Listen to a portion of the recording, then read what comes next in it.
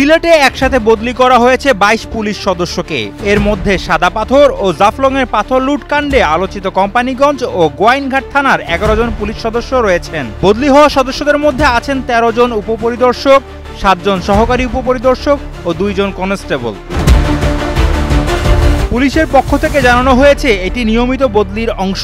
তবে সম্প্রতি সাদা পাথরে দুর্নীতি দমন কমিশনের অভিযানে অবৈধ পাথর লুটকাণ্ডের সঙ্গে আইনশৃঙ্খলা বাহিনীর সম্পৃক্ততার অভিযোগ ওঠায় এই বদলিকে ঘিরে শুরু হয়েছে নানা আলোচনা। সূত্র বলছে আরও কিছু পুলিশ কর্মকর্তা শিগগিরই বদলি হতে পারে। এর আগে গত ১৩ই আগস্ট কোম্পানিগঞ্জের সাদা পাথর এলাকায় অভিযান চালায় দুদক।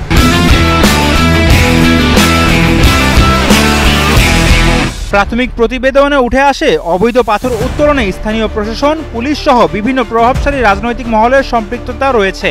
এই প্রেক্ষাপটে আলোচিত ২ থানার ১১ সদস্যের বদলি বিশেষ গুরুত্ব পাচ্ছে।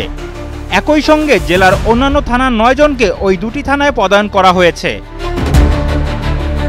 অভিযোগ আছে গেল ১ বছরে প্রশাসনের নিষ্ক্রিয়তায় সাদা পাথর থেকে কোটি কোটি টাকার পাথর লুটপাট চলছিল। আগস্টের শুরুতে কালের কণ্ঠসহ বিভিন্ন গণমাধ্যমে সংবাদ প্রকাশিত হলে দেশজুড়ে সমালোচনার ঝড় শুরু হয়।